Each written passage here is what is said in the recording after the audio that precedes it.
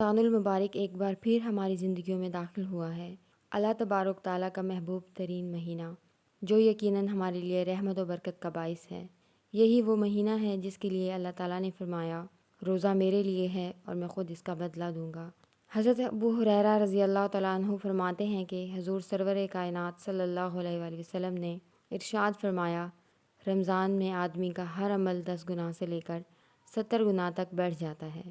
حضرت عائشہ رضی اللہ تعالیٰ عنہ فرماتی ہیں کہ میں نے رسول صلی اللہ علیہ وسلم کو یہ فرماتے سنا، جو شخص روزہ رکھتا ہے اس کے لیے آسمان کے دروازے کھل جاتے ہیں اور اس شخص کے اعضاء اللہ تعالیٰ کی تسبیح کرتے ہیں اور پہلے آسمان والے سورج غروب ہونے تک اس کے لیے استغفار کرتے ہیں۔ پھر اگر وہ شخص 1 یا 2 رکعتیں پڑھتا ہے تو تمام آسمان اس کے لیے نور سے روشن ہو جاتے ہیں اور حوران بہشت کہتی ہیں کہ اے اللہ، اسے ہمارے پاس بھیج دے کہ ہم اس سے ملاقات کی مشتاق ہیں۔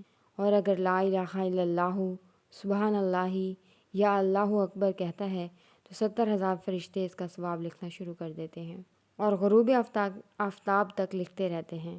حضرت ابو ہریرہ رضی اللہ تعالیٰ عنہ فرماتے ہیں کہ 3 آدمیوں کی دعا ضرور قبول ہوتی ہے، روزے دار کی دعا، مسافر کی دعا اور مظلوم کی دعا۔ رحمت کا ظہور ہے، اس کا ہر ایک دن، ہر گھڑی اور ہر لمحہ باعث سعادت و رحمت ہے۔ حدیث میں آیا ہے کہ آقائے دو عالم صلی اللہ علیہ وسلم نے خطبہ کے لیے ممبر پر پہلا قدم رکھا تو آمین کہا، دوسرا قدم رکھا تو بھی آمین کہا، تیسرا قدم رکھا تو پھر آمین کہا۔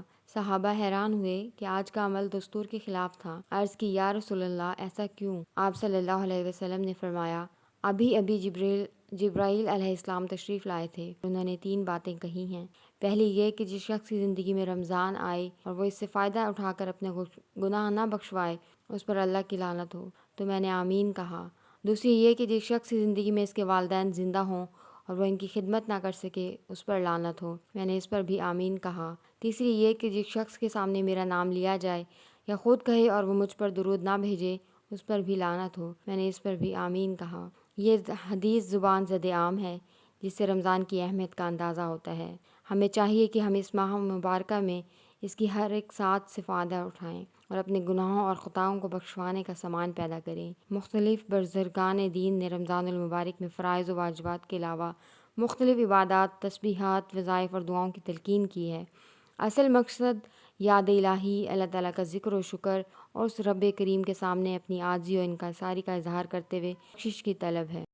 حضرت ابو ہریرہ رضی اللہ تعالیٰ عنہ نے حضور اکرم صلی اللہ علیہ وسلم سے نقل کیا ہے کہ میری امت کو رمضان شریف کے بارے میں 5 چیزیں خاص طور پر دی گئی ہیں جو پہلی امتوں کو نہیں ملیں۔ نمبر 1، یہ کہ ان کے منہ کی بدبو اللہ کے نزدیک مشک سے زیادہ پسندیدہ ہے۔ نمبر 2، یہ کہ ان کے لیے دریا کی مچھلیاں تک دعا کرتی ہیں۔ نمبر 3، جنت ہر روز ان کے لیے آراستہ کی جاتی ہے۔ پھر حق تعالیٰ و شانہ فرماتے ہیں کہ قریب ہے کہ میرے نیک بندے مشقتیں اپنے اوپر سے پھینک کر تیری طرف آئیں۔ نمبر 4، اس میں سرکش و شیاطین قید کر دیے جاتے ہیں کہ وہ رمضان میں ان برائیوں کی طرف نہیں پہنچ سکتے جن کی طرف غیر رمضان میں پہنچ سکتے ہیں۔ نمبر 5، رمضان کی آخری رات میں روزہ داروں کے لیے مغفرت کی جاتی ہے۔ صحابہ کرام نے فرمایا، شب مغفرت شب قدر ہے۔ پورے رمضان المبارک میں درود شریف کی کثرت کریں۔ روزہ رکھنے کے لیے روزانہ سحری تو اٹھنا ہی ہے، کچھ دیر پہلے اٹھ جائیں اور نماز تہجد کو معمول بنائیں۔ نماز تہجد کے بعد وقت مل جائے تو خوب دعا کریں کہ یہ قبولیت دعا کا وقت ہوتا ہے، اور مجھے بھی اپنی خاص دعاؤں میں یاد رکھیں۔ امید ہے آپ کو ویڈیو پسند آئی ہوگی، اور مزید ایسی ویڈیوز دیکھنے کے لیے ہمارے چینل کو سبسکرائب کریں اور ساتھ میں لگے بیل آئیکن کو بھی ضرور پریس کریں۔